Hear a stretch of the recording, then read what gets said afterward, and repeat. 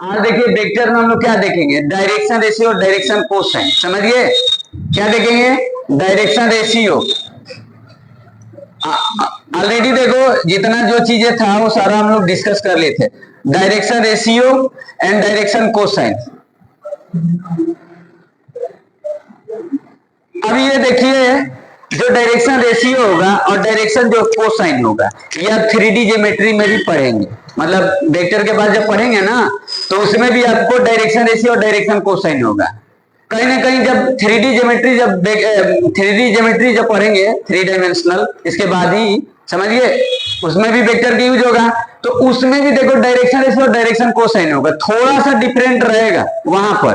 समझिए ये क्या होता है, देखिए सबसे पहले डायरेक्शन रेशियो, देखो इसको हम लोग ऐसे लिखते हैं शॉर्ट में डीसी, देखिए अपस्ट्रोफी लगा दिए, कर दिए हैं, मतलब ऐसे एस लगा दिए। डायरेक्शन क्या है, डायरेक्शन रेशियो ऐसे, डायरेक्शन रेशियो ऐसे, ये डायरेक्शन कोसाइन डीसीएस ऐसे लिखे हैं और डीआरएस लिखे हैं ऐसे, डायरेक्शन रेशियो साइन। समझ गए? तो कहने का मतलब क्या है कि यहां पर वेक्टर का बात होगा, यहां पर वेक्टर का बात होगा, और जब 3D ज्योमेट्री पढ़ेंगे ना तो उसमें लाइन का बात होगा। समझ रहे कि नहीं? यहां पर वेक्टर का बात होगा। तो वेक्टर क्या होता है, देखिए वेक्टर ऑलरेडी हम लोग पढ़े थे, डायरेक्टेड लाइन सेगमेंट होता है, डायरेक्टेड लाइन सेगमेंट होता है, मतलब लाइन रहेगा लेकिन उसके साथ डायरेक्शन रहेगा। समझ गए? जैसे आप वेक्टर देखिए, या तो वेक्टर ऐसे हो सकता है, या तो वेक्टर ऐसे हो सकता है, या तो वेक्टर ऐसे हो सकता है, या तो वेक्टर ऐसे हो सकता है, अब वेक्टर ऐसे हो सकता है, या तो वेक्टर ऐसे हो सकता है ना। तो इनका कहीं ना कहीं देखो, अब जब इसमें पढ़ेंगे ना, इसमें जब पढ़ेंगे 3D लाइन में, तो यहां पर देखिए ऐसे कुछ लाइन रहेगा, वो जब पढ़ेंगे मतलब ऐसे इस तरीके से लाइन रहेगा, कुछ इस तरीके से लाइन स्पेस में बात होगा।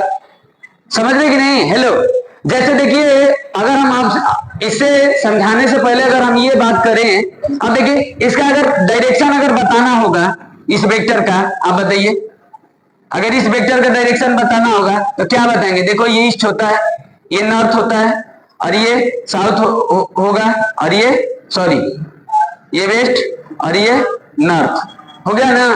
तो अगर इस वेक्टर की अगर बात करेंगे तो इसका डायरेक्शन कहीं ना कहीं वेस्ट में बता रहा है ना, और इसका डायरेक्शन कहीं ना कहीं कहां बता रहा है, ईस्ट में बता रहा है, और इसका डायरेक्शन देखिए, इसका डायरेक्शन किधर, साउथ में बता रहा है। समझ गए? सॉरी ये नॉर्थ में, और इसका साउथ में बता रहे हैं ना। अगर इस वेक्टर का अगर बात करेंगे, इस वेक्टर का नॉर्थ ईस्ट, समझ गए? तो आप भी पहले बताइए, अगर नॉर्थ ईस्ट में बात होगा तो कहीं ना कहीं ईस्ट में भी आ रहा है और नॉर्थ में भी आ रहा है। समझ गए? तो कहीं ना कहीं आप ऐसे देखिए, अगर ये बात करें 2ds अगर लेकर जोड़े तो ये एक्स एक्सिस के साथ भी एंगल बना रहा है। अगर इस वेक्टर को देखें, ये एक्स एक्सिस के साथ एंगल बना रहा है और इसी तरीके से वाई एक्सिस के साथ एंगल बना रहा है। बात समझ रहे कि नहीं? हेलो, बात समझ में आ रहा है क्या बोल रहे हैं? यानी इस वेक्टर को देखो, ये जो वेक्टर दिया है, इस वेक्टर जो दिया है, मान लीजिए कि कोई पॉइंट है, अब इस पॉइंट पर जाना होगा तो आप एक्स एक्सिस पर चलेंगे, वाई एक्सिस पर चलेंगे, तब नहीं यहां पर जाएंगे। अगर हम 2D का बात करें तो यहां पर इस पॉइंट पर अगर चले, अब इसके साथ अगर डायरेक्शन ले लेते हैं, ये अगर डायरेक्शन ले लेते हैं, जैसे देखिए ये पॉइंट है और ये वेक्टर कर देते हैं, ये डायरेक्टेड लाइन सेगमेंट कर देते हैं, और ये आपके पास पॉइंट P है। अब P पॉइंट के पास जाना है तो कुछ एक्स एक्सिस के साथ भी एंगल बनाएगा और कुछ वाई एक्सिस के साथ भी एंगल बनाएगा कि नहीं बनाएगा? अब जैसे मान लीजिए, अब यहां पर देखिए, अब इसको हम 3D में ले लेते हैं, ये पॉइंट को, अब ये P पॉइंट है, आपको 3D में ले लिए, अभी 3D में ले लिए तो देखो यहां पर लाइन अभी है, लेकिन हम लोग जो डायरेक्शन रेशियो डायरेक्शन कोसाइन पढ़ रहे हैं वो वेक्टर में पढ़ रहे हैं, तो ये 3D में पढ़ेंगे ना तो ये लाइन होगा, तो लाइन जब वहां बताएंगे ना तो अब आपको समझ में आएगी वेक्टर से ये कैसे डिफरेंट है डायरेक्शन कोसाइन और डायरेक्शन रेशियो। यहाँ पर वेक्टर में कुछ अलग रहेगा, लेकिन वो जब 3D पढ़ेंगे ना तो आपको लगेगा कि एक ही चीज है लेकिन डिफरेंट होगा, थोड़ा सा समझना है यहाँ पर। तो यानी यहां पर अगर आपको एक्स एक्सिस है और ये वाई एक्सिस है और ये जेड एक्सिस है, तो अगर आपको स्पेस में आना है, स्पेस में आना है मतलब हवा में पॉइंट को रखना है, प्लेन पे तो रहेगा नहीं, क्योंकि 3D का बात होता है तो 3D वाले पॉइंट देखिए 3D कठिन इसीलिए होता है ना कि इमेजिनेशन करना होता है। 2D में तो थोड़ा समझ भी लेते, समझ गए। 3D में आपको इमेजिनेशन करना ही पड़ेगा, नहीं करते हैं तो इसीलिए कॉम्प्लिकेटेड इसको मानते हैं। तो कहने का मतलब है कि अगर हवा में आएंगे, स्पेस में आएंगे, तो एक्स एक्सिस के साथ कुछ चलेंगे, वाई एक्सिस के साथ चलेंगे, जेड एक्सिस के साथ चलेंगे, तभी ना पॉइंट पर आएंगे। तो कहीं ना कहीं एक्स एक्सिस के साथ एंगल बनेगा। जैसे यहाँ पर आपको फील करा थे 2D में, फील करा रहे थे ये 2D में कि कुछ एक्स एक्सिस के साथ एंगल बनेगा, कुछ वाई एक्सिस के साथ एंगल बनेगा, समझ रहे कि नहीं। तो तब यहां पर आएंगे, अगर आपके पास एंगल दिया है, एक्स एक्सिस के साथ एंगल बना है और वाई एक्सिस के साथ एंगल बना है, तो वो उस पॉइंट पर पहुंच जाएंगे एंगल के हिसाब से। जैसे कॉम्प्लेक्स नंबर पढ़ रहे थे, आपको याद है कॉम्प्लेक्स नंबर जब हम आप लोगों को पढ़ा रहे थे तो वहां पर आप लोगों को बताए थे कि अगर एंगल पता रहता था और मॉडुलस पता होता था तो आप उस पॉइंट पर पहुंच जाते थे। याद है कि नहीं है? कॉम्प्लेक्स नंबर वाली बातें याद करिए। तो ये इसके साथ अगर एंगल है और इसके साथ एंगल है और ये इसका अगर लेंथ है ना, तो हम इस पॉइंट पर पहुंच जाएंगे, समझ रहे हैं ना। ये कॉम्प्लेक्स नंबर में आप पढ़े होंगे, तो कुछ कहीं ना कहीं आप उसे जोड़कर समझेंगे ना तो ये बात समझ में आएगी। जैसे देखिए कहने का मतलब है ना, देखो सिंपली अगर आपको बताए ना, यहाँ रिसर्च नहीं करना है, रिसर्च करेंगे तो देखिए क्या होता है ना, कुछ चीजें हम लोग अपने से कॉम्प्लिकेटेड बना देते हैं, दूसरा थोड़ा ना बनाता है, हम लोग खुद बना लेते हैं। तो इससे थोड़ा सा बचना है, आपको समझना है। जैसे देखिए यहाँ पर वेक्टर दे देते हैं, लाइन नहीं देंगे क्योंकि वेक्टर के साथ, तो देखो ये एक्स एक्सिस के साथ एंगल बनेगा, ये इसको हम अल्फा मान लेंगे, समझ गए, ये अल्फा मान लीजिए, बात समझ में आ रहा है। और देखिए इसके साथ भी एंगल बनेगा तो इसके साथ हम बीटा मान लेते, और जेड एक्सिस के साथ जो एंगल बनेगा उसको हम गामा मान लेते। ऐसे आप अब जैसे बना लीजिए गामा, समझ गए। यानी एक्स एक्सिस के साथ जो एंगल बनेगा वो अल्फा बनेगा, वाई एक्सिस के साथ जो एंगल बनेगा वो बीटा बनेगा, और जेड एक्सिस के साथ जो एंगल बनेगा वो गामा बनेगा। तो कहेंगे सर ये क्या है? अब देखो इसको डायरेक्शन एंगल बोलते हैं। क्या बोलते हैं? Direction angle. ये डायरेक्शन एंगल है अल्फा, बीटा और गामा, बात समझ गए, अल्फा बीटा और गामा, बात समझ रहे कि नहीं। अगर आपको कहीं पी पॉइंट के पास जाना होगा, पी पॉइंट के पास जाना होगा, अगर आप एक्स एक्सिस के साथ कुछ एंगल बनेगा, जहां पर जाना होगा ना वो एक्स एक्सिस के साथ जोड़ेंगे, और जहां पर जाना होगा वाई एक्सिस के साथ उससे जोड़ेंगे एंगल, और जेड एक्सिस के साथ और उस जहां पर जाना होगा उस डायरेक्टेड लाइन सेगमेंट को जोड़ेंगे ना, तब यहां पर जा पाएंगे। बात समझ रहे कि नहीं? ये आपका 3D का बात है, इसको आप थोड़ा सा समझिएगा। यहाँ पर कि क्या है, ये अल्फा और बीटा और गामा क्या है, यहाँ तो लिख ही दिए। कुछ चीजें होता है ना कि जैसे समझ लेते हैं, समझ तो लेते हैं लेकिन उसको अच्छे से फील नहीं कर पाते हैं। आप फील करिएगा कि डायरेक्शन एंगल क्या है, अल्फा बीटा और गामा है। एक्स एक्सिस के साथ जो एंगल बना वाई एक्सिस के साथ और जेड एक्सिस के साथ। अब जैसे देखो 2D में जब हम लोग पढ़ते थे, 2D में देखिए 2D में पढ़ते थे तो 2D में क्या पढ़े थे, जैसे ये कोई लाइन होते थे, इनका कुछ स्लोप होता था, समझ गया ना। जैसे ये कोई लाइन है इस तरीके से, तो इनका कुछ स्लोप होता था, मतलब एक्सिस से कितना इंक्लाइंड है, समझ गया ना। 2D में जब कोई लाइन पास करता था तो स्लोप वगैरह का नाम सुने कि नहीं सुने, समझ रहे कि नहीं। तो कहीं ना कहीं यहां पर भी वेक्टर होगा, लाइन होगा, वेक्टर भी तो एक लाइन है, बस उसमें डायरेक्शन रहेगा। तो कहीं ना कहीं वो एक्सिस पर कितना एंगल बनाएगा, और वो एक्स एक्सिस पर अलग बनाएगा, वाई एक्सिस पर अलग आएगा। यहाँ पर देखिए इस लाइन का स्लोप सिर्फ एक्स एक्सिस वाले एंटी क्लॉकवाइज मेजर करते थे। यहाँ पर 3D का बात है, वैसे ही पूछा है यहाँ पर। जैसे हम कोई लाइन का अगर स्लोप देखते थे तो हम 2D में स्लोप देखते थे, तो कहीं ना कहीं ऐसे ही कुछ जोड़कर यहाँ समझिए कि जब 3D में कोई लाइन पास करता है ना तो वहां डायरेक्शन रेशियो, डायरेक्शन कोसाइन का बात करते हैं, स्लोप का बात नहीं करते। वही चीज है लेकिन यहाँ पर कुछ अलग हो जाता है, बात समझ रहे हैं कि नहीं। हेलो, अगर आप किसी पॉइंट पर पहुंचना चाहते हैं 3D में, समझ गए, तो उसके साथ आपको डायरेक्शन एंगल होना चाहिए। बिना डायरेक्शन एंगल के साथ उस पॉइंट पर नहीं पहुंच पाएंगे, समझ गए कि नहीं। यानी किसी भी पॉइंट पर पहुंचने के लिए आपको एंगल होना चाहिए। जैसे कोई जहाज वगैरह चलाता है, उतरता कैसे है, आप देखती हैं जहाज वगैरह उतरता है, वो कहीं ना कहीं एंगल वगैरह देखकर वहां यूज होता है। जब जाएंगे उस फील्ड में ना तब आपको ये बात समझ में आएगा, क्योंकि कोई डिस्टेंस नहीं रहेगा, जमीन पर नहीं चल रहे हैं कि डिस्टेंस वगैरह पता चलेगा। कहीं ना कहीं एंगल वगैरह से वहां डिफाइन होता है कि कौन सी जगह पर उतरेंगे, समझ गए।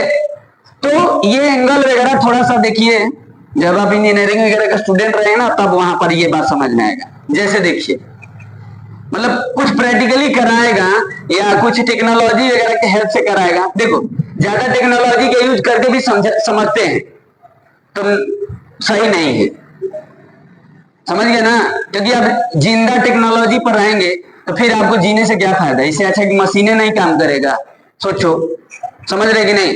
तो आप कुछ सोचिए भी समझिए भी, क्योंकि कुछ चैप्टर को ऐसा रखा जाता है कि इमेजिनेशन आप कहाँ, हम लोग इसीलिए तो मुश्किल हो जाता है हम लोग को समझना, समझ रहे ना। सारा चीज हम लोग टेक्नोलॉजी से जोड़ देंगे तो फिर हम लोग किस काम के हैं। तो आप देखिए इसको समझिए। अब यहाँ पर देखिए अल्फा बीटा और ये जो गामा होगा ना वो डायरेक्शन एंगल होगा। देखो हम डीए लिख देते तो समझना, समझ गए, डायरेक्शन एंगल होगा। अब ये डायरेक्शन एंगल का मतलब हुआ कोई x axis y axis z axis के साथ अल्फा बीटा गामा बनता है, ऐसे किसी पॉइंट पर जाना है तो, समझ रहे कि नहीं। ये बात समझ में है। अब देखो डायरेक्शन कोसाइन समझना है और डायरेक्शन रेशियो समझना है। तो डायरेक्शन कोसाइन, कोसाइन का मतलब क्या होता है। कोसाइन का मतलब हुआ जिसमें आप कॉस ले लेते हैं। जैसे कोई भी एंगल है, कोसाइन मतलब कॉस, यानी इस एंगल के साथ अगर आप कॉस ले लेते हैं तो देखो कॉस अल्फा, ये कॉस बीटा और ये कॉस गामा। बात समझ गया ना। यानी cos alpha cos beta cos gamma, ये आपका क्या होता है, डायरेक्शन कोसाइन होता है। क्या होता है, डायरेक्शन कोसाइन। जैसे हम लोग स्लोप वगैरह लिए थे, स्लोप वगैरह लेते हैं 2D में, तो हम लोग वहां पर tan थीटा लेते हैं ना। आप कभी सोचते हैं कि हम tan थीटा ही क्यों लेते हैं, कभी आप सोचे हैं, बताइए। कुछ सोचते हैं या किसी से क्वेश्चन करते हैं। कुछ चीजें ऐसी चीजें होता है जो आप मतलब उसको उसी तरीके से रिप्रेजेंट किया जाता है जिसको एम लेट किया जाता है। तो वैसे ही कुछ यहाँ पर भी हम कोसाइन का बात करते हैं, कॉस का बात करते हैं। अब ये कोसाइन है। कोसाइन का मतलब है कि जब ये एंगल वैल्यू रख देंगे ना, ये कोई एक वैल्यू मिलेगा ना, ये कोई वैल्यू मिलेगा तो हम इसको एल से रिप्रेजेंट करेंगे, इसको एम से रिप्रेजेंट करेंगे और इसको एन से रिप्रेजेंट करेंगे। जैसे मान लीजिए एंगल बनेगा, कोई भी एंगल तो बनेगा एक्स एक्सिस के साथ, एक्स एक्सिस के साथ कोई भी एंगल बनेगा, वाई एक्सिस के साथ जो भी एंगल बनेगा और ये जेड एक्सिस के साथ। जब एंगल का रख देंगे वैल्यू ना, ये वैल्यू मेरे को मिलेगा ना, तो इसको हम एल एम एन रिप्रेजेंट करेंगे। बात समझ में आ रहा है हम क्या बोल रहे हैं।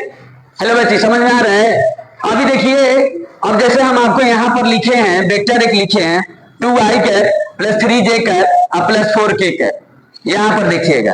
अब यहाँ पर कोई एक पॉइंट है ना 2 3 4, समझ रहे ना। अब 2 3 4, अब ये 2 3 4 आप समझते हैं ये क्या है, ये कोई पॉइंट है ना 2 3 4। अब इसको देखो तो, इसको ये देखिए,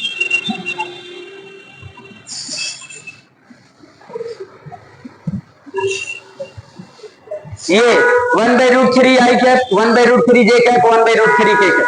अब यहाँ पर देखो ये क्या है, अब देख रहे हैं ना, ये कौन सा वेक्टर है बच्ची, ये कौन सा वेक्टर है, ये यूनिट वेक्टर है। और ये कौन सा वेक्टर है, मतलब एक तरीके का नॉर्मल वेक्टर है। मतलब नॉर्मल वेक्टर का मतलब एक जनरल वेक्टर है, उसका मतलब मैग्नीट्यूड एक नहीं है। तो कहीं ना कहीं आपको यही से आपको डायरेक्शन रेशियो डायरेक्शन कोसाइन समझ में आएगा कि कौन सा है। देखो 2 3 4 क्या है, ये सब क्या है, आपको अभी समझ में आ जाएगा। जैसे देखो सबसे पहले क्या है ना कि आपको डायरेक्शन कोसाइन जो होता है ना, जिसको हम लोग एल एम एन से रिप्रेजेंट करते हैं, एल एम एन मानते हैं। आप cos alpha cos beta cos gamma मानते हैं। बात समझ में आ रहा है। मैंने डायरेक्शन कोसाइन, डायरेक्शन कोसाइन का मतलब है कॉस ले लिए।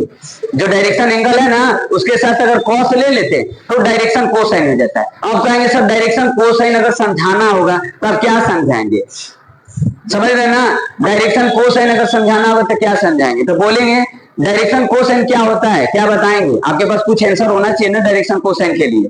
तो कहेंगे सर रेशियो तो बताए नहीं। देखिए रेशियो को थोड़ा सा ज्योमेट्रिकली प्रूव बताना थोड़ा सा मुश्किल है, लेकिन इसको तो आप ज्योमेट्री के तरीके से आप कुछ समझ सकते हैं। जैसे कहने का मतलब क्या है कि आप स्लोप भी देखते थे 2D में, फिर कहेंगे सर उसी से क्यों जोड़ रहे हैं। देखो बिना उसे जोड़कर आप नहीं समझ सकते हैं, कोई नहीं समझ सकता है। फॉर्मूला लगा देंगे कर लेंगे वो तो सब कर लेता है। आप देखिए जैसे यहाँ पर कोई पॉइंट होते थे, कोई यहाँ पर पॉइंट होते थे, तो ए वैल्यू में भी होता था और यहाँ पर थीटा भी होता था ना। दो तरीके से हम लोग करते थे, एक एम का वैल्यू होता था, एम का वैल्यू होता था, और एक क्या होता था, एंगल होता है। तब ऐसे ही कुछ आप समझिए कि डायरेक्शन रेशियो, समझ रहे कि नहीं, यहाँ पर कहीं ना कहीं ये एंगल के साथ होता है तो डायरेक्शन कोसाइन हो जाता है, और जब वैल्यू वगैरह का बात होगा तो डायरेक्शन रेशियो होगा, समझ रहे कि नहीं, मतलब कहीं ना कहीं वो दोनों डायरेक्शन के लिए ही यूज होता है, समझ रहे कि नहीं मेरा बात है। यानी किसी भी पॉइंट पर पहुंचेंगे, एक्सिस के साथ जो भी एंगल बनेगा ना, तो कोई वैल्यू होगा, उसी तरीके से कहीं ना कहीं आप डायरेक्शन रेशियो, डायरेक्शन कोसाइन होता है। कहीं ना कहीं क्या होता है ना कि पॉइंट पर पहुंचने के लिए आपको एंगल वगैरह की जरूरत पड़ेगा ना, एंगल वगैरह की जरूरत तो पड़े, बिना एंगल के साथ तो पॉइंट पर पहुंच नहीं पाएंगे, समझ रहे ना। तो यहां पर आप डायरेक्शन कोसाइन के लिए एलिमेंट रिप्रेजेंट करेंगे, और जिसको cos alpha, cos beta, cos gamma होगा। जैसे देखिए, और जब 3D पढ़ेंगे ना तब और थोड़ा सा आपको समझ में आएगा। जैसे देखिए, ये देखो, तो यहां पर L equal to cos alpha, L equal to cos alpha, beta equal to, अरे sorry, M equal to cos beta, और N equal to cos gamma, समझ गए। आप इसको आप जैसे बनाना होगा, गामा वगैरह बना लेना, समझ गए ना। तो ये डायरेक्शन कोसाइन है, डायरेक्शन कोसाइन है, समझ रहे हैं ना। ये क्या है, डायरेक्शन कोसाइन होता है। तो डायरेक्शन कोसाइन को हम एलिमेंट से रिप्रेजेंट करते हैं, और जो डायरेक्शन रेशियो होता है वो एबीसी से रिप्रेजेंट करते हैं। जैसे आप देखिए यहां पर देखिए 2 3 4, ये जो वेक्टर है ना, ये जो वेक्टर है, जैसे ये वेक्टर हम लिखे 2i cap plus 3j cap plus 4k cap, तो देखिए मान लीजिए यहां पर 2 3 होगा 4, और यहां पर 0 0 होगा, ठीक। तो यानी ये इसका वेक्टर है, ये क्या है, इसका वेक्टर है ना। अगर हम यहाँ पर 2 3 4 ले लेते हैं तो भी वेक्टर है ना, वो चीजें 2 3 4। तो अभी यहाँ पर ये 2 3 4 क्या है, अब देखो 2 3 4 जो है ना, यहाँ पर ये आपका डायरेक्शन रेशियो है, समझ रहे हैं। यानी अब ये आपको समझ में आगे आएगा कि हम इसको 2 3 4 को जब देखिए, जब ये यूनिट वेक्टर नहीं रहेगा, इतना भी समझिए कि जब ये यूनिट वेक्टर नहीं रहेगा तो जो स्केलर कंपोनेंट होता है वो डायरेक्शन रेशियो होता है, समझ गए। और जब यही देखिए, अभी हम बताएंगे कि ऐसा क्यों होता है, क्या रीजन है, समझ रहे कि नहीं। अभी वेक्टर के हिसाब से ना बता रहे हैं, जब लाइन के हिसाब से बताएंगे तो आपको समझ में आएगा, समझ रहे हैं ना। यहाँ पर देखिए 2 3 4 जो है स्केलर कंपोनेंट है, ये आपका क्या है, डायरेक्शन रेशियो है।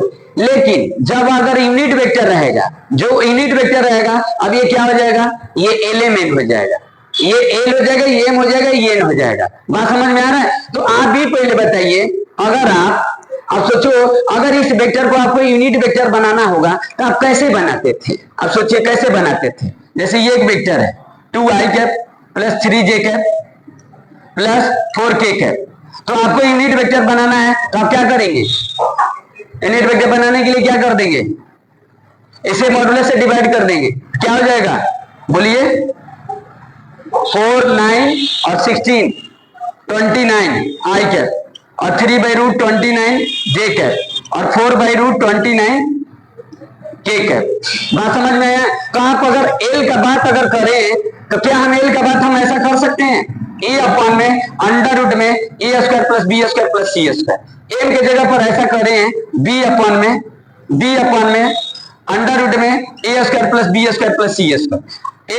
N equal to C upon में अंडर रूट में A square plus B square plus C square. अभी इसको समझाते, बात समझ में आ रहा है हम क्या बोले हैं, ये क्या लिख दिए, देखो हम क्या बोले थे, इस वाले को हम लोग बोलते हैं एल, इस वाले को एम, और इस वाले को एन। तो एल देखो कहां से आया है, अगर इस वेक्टर को आप यूनिट वेक्टर बना रहे हैं तो अब देखो वो चीजें क्या है। अब ये क्या है, अंडर रूट में इसका बी स्क्वायर सी स्क्वायर है ना, अगर इसका मॉडुलस निकालेंगे इस वेक्टर का तो क्या आएगा, A square plus B square plus C square आएगा। तो यहाँ पर देख रहे हैं एल का वैल्यू क्या आया है, ए अपन में अंडर रूट में स्क्वायर प्लस बी स्क्वायर आ रहा है। बात समझ गए। यानी अगर डायरेक्शन कोसाइन अगर निकालना है तो ये जो एक्स एक्सिस पर जो चल रहा है ना, वो ले लो और डिवाइड कर दो इसके लेंथ से, तो ये कॉस अल्फा के इक्वल हो जाता है। बात समझ में आ रहा है। यानी अगर कॉस अल्फा के इक्वल लिखना है कॉस अल्फा के इक्वल लिखना है तो आप क्या लिख दोगे, एक्स अपॉन में आर कर दोगे। अब कहेंगे सर क्या लिख रहे हैं सर, कॉस अल्फा के जगह पर क्या कर रहे हैं, एक्स अपॉन में आर, क्या कर रहे हैं, एक्स अपॉन में आर। अब कहेंगे सर एक्स अपॉन आर क्यों कर रहे हैं, अभी कुल एक कर देंगे, आप टेंशन नहीं लेना, सिर्फ अभी देखिए कई तरीके से लिखा जाए, ये कंफ्यूजन वाला चीज है, समझ गए, 3D में घुसेंगे तो दिमाग खराब कर देगा। जैसे देखिए कॉस अल्फा क्या लिखे, x by r, cos beta देखो क्या लिखेंगे, वाई बाई आर, और कॉस गामा इसका क्या लिख देंगे, जेड बाई आर। आप एक चीज नोटिस करके देखो, ये चीज ये है एक्स, अब कहेंगे सर एक्स, अरे देखो ये एक्स है, ये वाई है और ये जेड है, तो कहेंगे सर आर लिख दिए, एक्स बाई आर लिख दिए, यहाँ कुछ और बता रहे हैं, वहां कुछ और बता रहे हैं, तो देखो एल की जगह पर क्या लिखे थे, कॉस अल्फा, समझ में आ रहा है, समझाते हैं इस चीज को, आप बढ़िया से थोड़ा सा समझिए इसको। देखो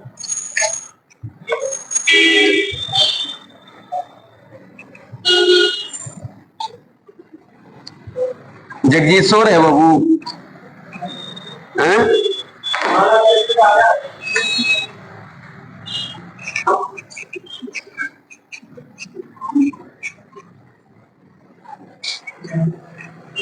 चलिए देखिए ठीक है, हाँ देखिए अच्छा से समझाते हैं। देखिए जोड़ जानबूझकर उसको जोड़ रहे हैं क्योंकि एक जैसा नहीं ना मिलेगा। देखिए सबसे पहले क्या है ना, पहले ये बनाइए एक्स एक्सिस वाई एक्सिस। अब देखो ये पॉइंट मान लीजिए आपका पी है, एक्स कमा वाई कमा जेड, जेड है, एक्स वाई जेड है, समझ गए। अगर इसका वेक्टर लिखे, ओपी वेक्टर लिखे तो क्या लिखेंगे, एक्स आई कैप, वाई जे कैप और जेड के कैप लिखेंगे ना। ये इसे अगर जोड़ेंगे तो ये आपका वेक्टर होगा। अब ये वेक्टर है, अब वहां पर जब हम 3D पढ़ेंगे तो यहाँ डायरेक्शन नहीं रहेगा, तो लाइन ऐसे भी जा सकता है, ऐसे भी आ सकता है, तो वहां पर एंगल इसके साथ बन रहा है, आगे बताएंगे वहां पर भी एंगल दो बन जाएगा, डायरेक्शन कोसाइन उसमें दो एंगल डिफाइन हो जाएगा, यहाँ पर एक ही एंगल डिफाइन होगा क्योंकि एक ही डायरेक्शन में चलेगा, समझ रहे कि नहीं। इसके साथ ही अल्फा, ये इसके साथ अल्फा, तो अगर हम इसको परपेंडिकुलर डाल दें बच्ची, ये इस पर परपेंडिकुलर डाल दें, और ये आपका क्या है, ये पहले बताइए आर है, ये आर वेक्टर है। जनरली हम ओपी को हम आर वेक्टर लेट करते हैं ना, ए, देख रहे हो, आर वेक्टर रिप्रेजेंट करते हैं ना, तो ये लेंथ कितना होगा, ये आपका एक्स है, अरे ये आपका एक्स है, आप इसी से देखिएगा ना, आप देखो एक्स वाई से ही समझो, आप छोड़ दो 3D से बात छोड़ो, क्योंकि 3D पे परपेंडिकुलर डालकर ये थोड़ा सा समझना कॉम्प्लिकेटेड है। अगर मान लीजिए इस पॉइंट को छोड़ दो तो एक्स ये होगा, ये वाई होगा ना, तो ये कॉस अल्फा है, ये एंगल अल्फा लिए हैं, कौन सा एंगल अल्फा है, ये वाला, तो ये एम होगा, तो क्या होता है अल्फा के ठीक सामने वाली ये परपेंडिकुलर, तो बेस ये ओ एम और हिपोटेन्यूस ये, तो आप क्या लिखेंगे, कॉस अल्फा के जगह पर कितना लिखेंगे, कॉस अल्फा के जगह पर कितना लिखेंगे, एक्स अपन में आर मॉडुलस, ऐसे लिख सकते हैं। अब आप सोचो कॉस अल्फा के जगह पर कितना लिख सकते हैं, एक्स अपन में आर की जगह पर कितना लिख सकते हैं, ऐसा नहीं लिख सकते हैं, ऐसा लिख सकते हैं, यानी कॉस अल्फा के जगह पर कितना आया, मतलब ये। अब इसको हम जानते हैं कि डायरेक्शन कोसाइन को, मतलब जो एक्स एक्सिस के साथ अल्फा बना है उसको हम लोग एल रिप्रेजेंट करते थे, l equal to x upon r भी हो सकता है, या ऐसे भी हो सकता है L equal to x by r modulus, या l equal to x upon में ओपी मॉडुलस, बात समझ में आया। आइए ऐसे भी लिख सकते हैं। अब कहेंगे सर ये क्यों लिख दिए, आप सोचो अगर ये एबीसी रहता तो ये होता ना बात, समझ गए, यानी जो एक्स है ना ये आपका डायरेक्शन रेशियो है, डायरेक्शन रेशियो के कंपोनेंट है, वाई जो है ना ये डायरेक्शन रेशियो का कंपोनेंट है, और ये जेड है ना ये डायरेक्शन रेशियो का कंपोनेंट है। तो अगर आपको डायरेक्शन कोसाइन निकालना, अगर ये एंगल निकालना है तो एक्स है, एक्स से और इतने से डिवाइड कर दो तो ये एंगल आ जाता है, बात समझ रहे ना 3D में, बच्ची समझ रही हो। अगर आपको ये एंगल निकालना है तो एक्स डिवाइड ओपी कर दो तो अल्फा आ जाएगा, और इसी तरीके से देखो इसके साथ एंगल बनेगा बीटा, तो वाई अपन में इससे डिवाइड कर दोगे तो ये एंगल आ जाएगा। अगर ये एंगल के साथ अगर निकालना है, ये आपका ये वाला एंगल निकालना है, ये गामा है, तो जेड अपन इतना कर दो, कितना, ये मॉडुलस कर दो, तो आपका क्या आ जाएगा, ये आपका गामा आ जाएगा। तो यानी कॉस अल्फा के जगह पर ये, अब इतना लिखने की क्या जरूरत है, इसलिए लिख रहे हैं ना कि कैसे, वहां पर देखो जो वेक्टर आपको मिलेगा उसमें आपको एक डायरेक्शन रेशियो होता है, एक डायरेक्शन कोसाइन होता है। तो ये आपका देखिए डायरेक्शन कोसाइन एलिमेंट, जब यूनिट वेक्टर आएगा ना तो यूनिट वेक्टर में जो स्केलर कंपोनेंट होता है ना वो आपका क्या होता है, डायरेक्शन कोसाइन होता है, समझ रहे हैं। यानी ये अल्फा कॉस अल्फा है और ये कॉस बीटा, ये कॉस गामा है, ये एल है, ये एम है, ये एन है, यहाँ एबीसी है, समझ रहे हैं ना, बात समझ में आ रहा है। तो ये चीजें, तो ये आप ऐसे लिखेंगे सिंपली, आप ऐसे ध्यान रखिए एल के जगह पर। अब देखो एम के जगह पर अभी दिक्कत होगा तो 3D वगैरह पढ़ेंगे तो समझ लेंगे। तो एन इजकल कितना हो जाएगा, जेड अपन में आर। तो ये है आपका डायरेक्शन कोसाइन, यानी कॉस अल्फा भी लिख सकते हैं, ये इसको कॉस बीटा और इसको कॉस गामा, समझ गए, ये हो गया। बात समझ में आ रहा है, हेलो बच्ची समझ में आ रहा है हम क्या बोल रहे हैं। अब देखिए ये तो समझ गए, ठीक है। अब एक रिलेशन होगा, देखिए क्या लिखे हैं, एक रिलेशन होगा, देखो l square plus m square plus N square equal to 1 होता है। ये क्या लिखे हैं, देखो l square m square plus N square equal to 1, यानी जो डायरेक्शन कोसाइन है ना, डायरेक्शन कोसाइन उसका स्क्वायर का अगर सम कर देंगे ना तो 1 होगा। ये कैसे होगा, देखो ये कैसे होगा, यहां पर देखिए आप इसका स्क्वायर कर दो, इसका स्क्वायर करो, सम करो तो स्क्वायर करके एल स्क्वायर इसका क्या होगा, x square by are square, m square के जगह पर क्या होगा, y square by are square.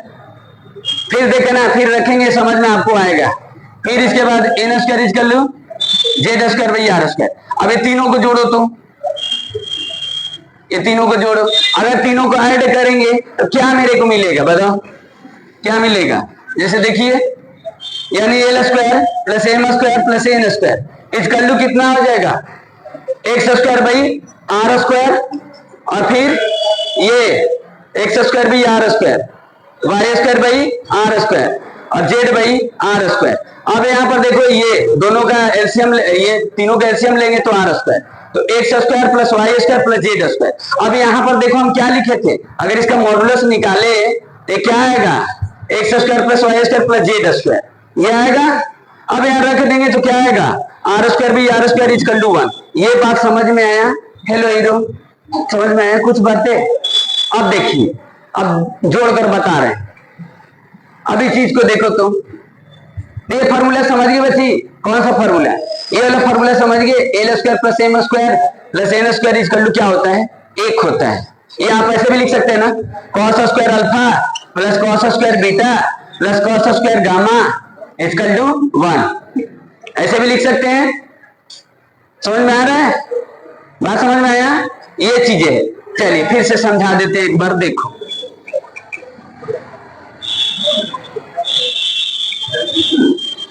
नहीं समझ में आ गया कि कहीं डाउट है, हेलो बच्ची डाउट है, हाँ जाइए।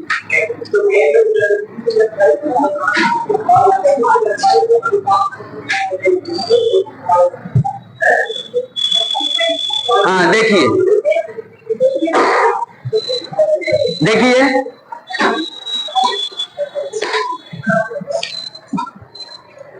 समझ में आया, हेलो पंडित जी को समझ में आया क्या है। देखिए सिंपली देखो क्या ध्यान रखेंगे, ये ध्यान रखेंगे कि जो डायरेक्शन कोसाइन होता है ना, डायरेक्शन जो कोसाइन होता है उसको हम लोग l cos alpha cos beta m और कॉस गामा क्या होता है, एन होता है, ठीक।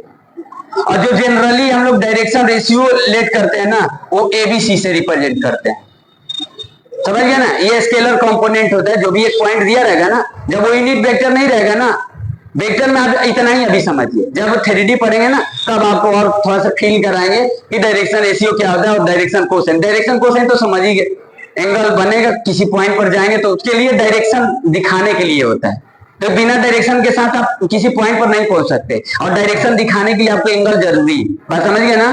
क्योंकि आप हवा में जब उड़ेंगे ना तो आप किसी पॉइंट पर अगर आपको पहुंचना होगा तो बिना एंगल के साथ आप नहीं पहुंच सकते, समझ गए। डिस्टेंस कैसे पता चलेगा, हवा में डिस्टेंस कैसे देखेंगे, समझ गए। किसी भी पॉइंट पर स्पेस में पहुंचना होगा ना तो उसके साथ एंगल होना चाहिए, यानी डायरेक्शन एंगल, समझ गए। उस डायरेक्शन एंगल के साथ अगर कॉस ले लेते तो डायरेक्शन कोसाइन होगा, समझ रहे ना, बात समझ में आया। तो कहीं ना कहीं ये 3D का बात है इसलिए थोड़ा सा कॉम्प्लिकेटेड लग रहा होगा। चलिए देखिए, अब जैसे देखो, ठीक, ये बात समझ में आया बच्ची? हेलो, तो क्या लिखे थे देखो, तो एल की जगह पर हम ये लिख सकते हैं ना, 1/8 एल की जगह पर लिख सकते हैं ना 1/8। हेलो, एल की जगह पर 1/8 लिख सकते हैं, या आप इसको ऐसे भी लिख सकते हैं ना, ये, और ये एम की जगह पर क्या लिख सकते हैं, y/r, y अपन अंडर रूट में x² plus y² plus z²। यही देखिए बेस अपन हिपोटेनियस कॉस अल्फा, उसी तरीके से कॉस बीटा बेस अपन हिपोटेनियस, रेशियो लिखे हैं बस। जैसे वहां से परपेंडिकुलर डाले थे ना, यहां से ये 3D था, देखिए ये चीजें, ये पॉइंट है, यहां से ये परपेंडिकुलर डालेंगे ना तो ये बेस और ये हिपोटेनियस, तो इसे ये लिख रहे हैं x/r, ये r हो जाएगा, ये आपका x हो जाएगा, समझ रहे हैं ना। और इससे परपेंडिकुलर, इस पर परपेंडिकुलर डालना थोड़ा सा आपको फील नहीं हो पाएगा ना, यहां भी परपेंडिकुलर डाल रहे हैं लेकिन आप फील नहीं कर पा रहे हैं, समझ रहे हैं ना जी। ये चीज है, तो ये आपका देखो ये परपेंडिकुलर होगा तो हिपोटेनियस, यहां थोड़ा सा फील कर पा रहे हैं, लेकिन यहां से अगर इस y एक्सिस वाले पर परपेंडिकुलर डाल रहे हैं ना तो फील नहीं हो पा रहा है। यही आपको थोड़ा सा आपको इसी से समझना है, जैसे ऊपर वाले से, तो यानी ये, और n इजकल टू क्या होगा, z अपन में r, यानी क्या लिखेंगे, z अपन में अंडर रूट में x² plus y² plus z²। यहाँ इसको कॉस अल्फा ले लेंगे, इसको कॉस बीटा ले लेंगे और इसको कॉस गामा ले लेंगे, ये ठीक, ये ले लेंगे, तो ये डायरेक्शन कोसाइन हो गया, और रेशियो हो गया आपका ये वाला। अब इसको आप ए भी मान सकते हैं, तो कहीं ऐसे भी रहेगा तो कोई दिक्कत नहीं है। देखिए बात समझिएगा, समझ गए, वाई एम इजकल टू ये वही चीज है, वो जैसे हम यहाँ पर आपको समझा दें कि एक्स वाई जेड जो है ना वो स्केलर कंपोनेंट है जो डायरेक्शन रेशियो है। जैसे उस वेक्टर में अगर ये देखो एक्स वाई जेड, इसको मानो चाहे इसको ए बी सी मानो, बात समझ में आ रहा है? हेलो बच्ची, अब ये क्या हो जाएगा, सी अपन अंडर रूट में a² plus b² plus c², ये बात समझ में आ गया, डायरेक्शन रेशियो वगैरह समझ में आ गया। हेलो, समझ गई? अब चलिए देखिए, ये तो समझ गए, अब 3D का बात करते हैं, क्योंकि अब वेक्टर का ये बात खत्म हो गया। अब वेक्टर में डायरेक्शन रेशियो, डायरेक्शन कोसेंट क्या होगा, उसमें क्या बताते हैं, इतना बात समझ में आया? हेलो, समझ में आया कि क्या करेंगे? तो इससे क्वेश्चन क्या रहेगा, देखिए क्वेश्चन क्या रहेगा,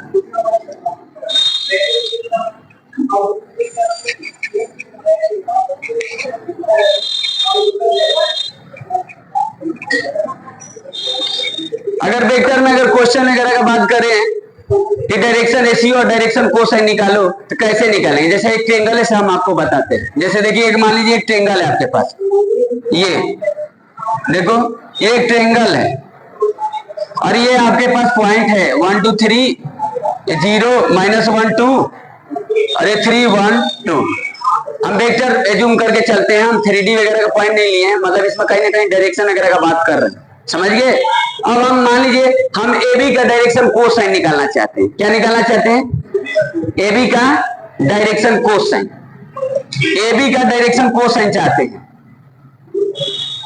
और ए बी का डायरेक्शन रेशियो भी चाहते हैं, तो आप कैसे निकालेंगे? अब देखिए, तो सबसे पहले देखो ये ए जो पॉइंट है और जो बी पॉइंट है वो कहीं ना कहीं ओ के रिफरेंस में होगा, ऐसे बना देते हैं क्योंकि वेक्टर का बात कर रहे हैं ना, ये ओ। तो सबसे पहले आप ए बी वेक्टर निकालेंगे, ए बी वेक्टर निकालेंगे, बात समझ रहे हैं कि नहीं? अब ए बी वेक्टर क्या निकाले, इसका डायरेक्शन रेशियो निकालने के लिए आपको इसका वेक्टर पता होना चाहिए ना। तो कहेंगे सर ये क्या है, ये तो इसका वेक्टर है ना, बी का पोजीशन वेक्टर है ना।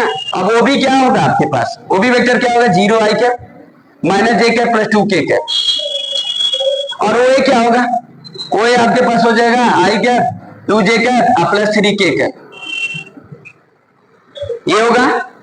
अब ए बी कैसे निकालेंगे? तो ए बी के लिए देखिए क्या कर देंगे, ए बी के लिए ओ बी माइनस ओ ए कर देंगे, समझ रहे हैं?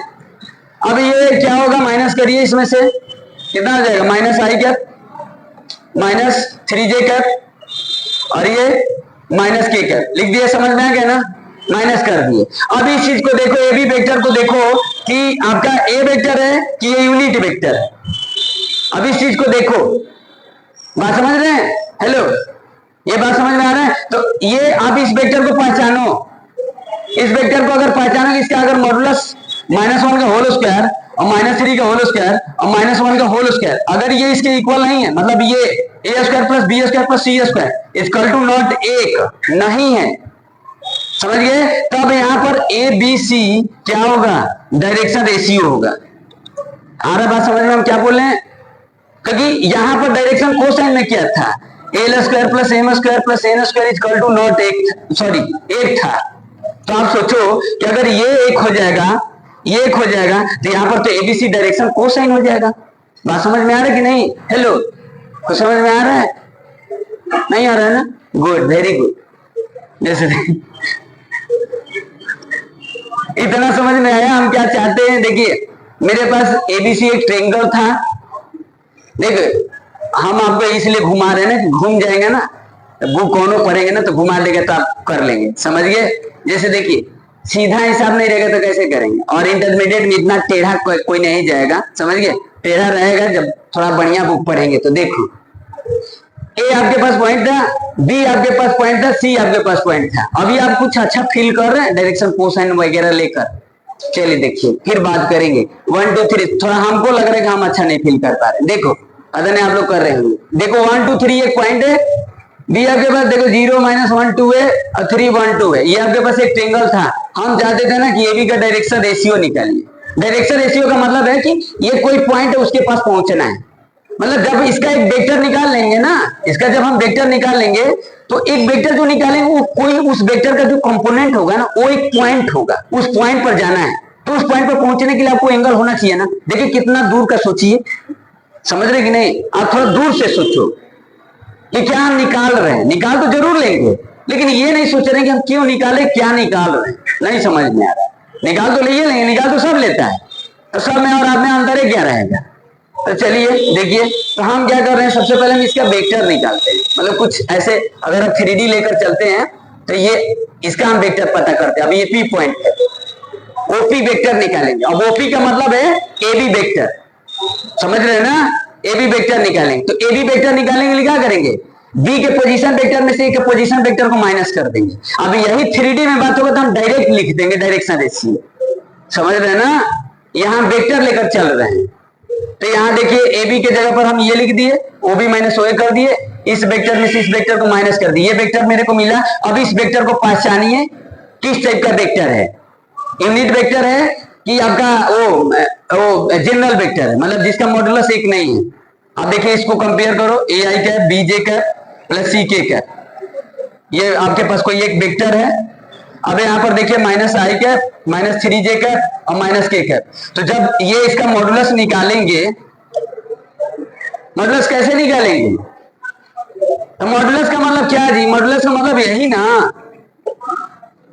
देखिए डाइवर्सिटी इसीलिए ना है, ये अंडर रूट में इसका B square plus C square, modulus यही ना। आप ही पहले बताओ, अगर ये एक आ जाएगा तो ये एक आ जाएगा तो आप पहले बताइए ये कौन सा वेक्टर होगा? यूनिट वेक्टर हो जाएगा ना। तो जब यूनिट वेक्टर हो जाएगा तो एबीसी तो डायरेक्शन कोसाइन हो जाएगा, डायरेक्शन रेशियो तो होगा नहीं। बात समझ में आ रहा है? क्योंकि ऑलरेडी डायरेक्शन कोसाइन आपको बता दिए थे कि कंपोनेंट से और उसके मॉडुलस से डिवाइड कर देंगे तो डायरेक्शन कोसाइन हो जाता है, समझ रहे कि नहीं? ये लिखे थे ना, L equal to cos X upon में R, M equal to Y upon में आर और N equal to Z upon में आर, ये लिखे थे कि नहीं? समझ रहे हैं?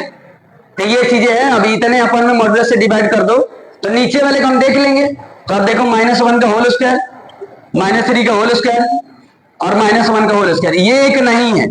तो एक नहीं है तो बताइए क्या है? -1 और -3 और -1, ये क्या है? ये एबीसी है, समझ गए? ये डायरेक्शन रेशियो है। 3D में ऐसे लिखेंगे, समझ रहे कि नहीं? बात समझ में आ रहा है?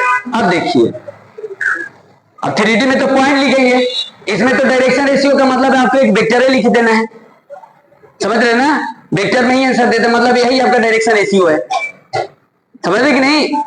डायरेक्शन रेशियो समझ रहे हैं? अब इसका अगर ये निकालना है ये निकालना है, कॉस अल्फा निकालना है, तो क्या कर दें, -1 I cap minus 3j cap minus k cap, और मॉडुलस कितना डिवाइड कर दें, 191, कितना आ जाएगा 11, तो √11 से डिवाइड कर दिए। अब यहाँ पर देखिए, अगर l अगर लिखना है तो आप l कितना लिखेंगे, -1 अपन में √11, -3 अपन में √11, अब -1 अपन में √11, lmn हो जाएगा। बात समझ में आया कि नहीं आया? हेलो बच्ची, तो समझ में आया?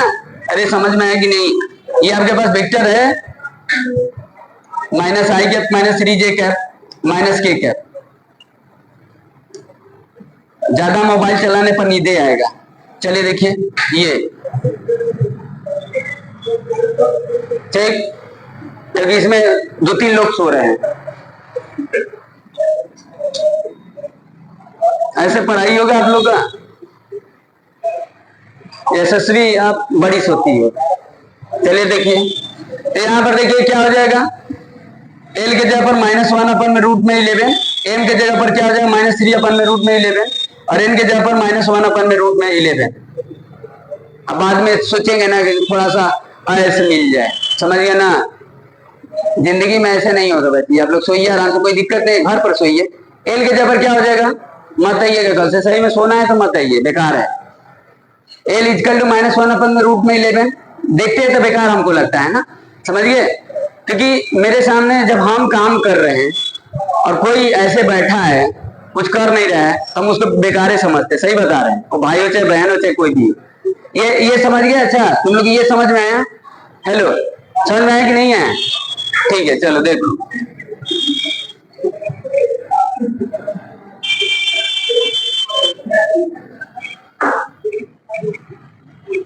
गार्जियन ना जानते हैं आप लोगों का, ठीक है तो है, चलो।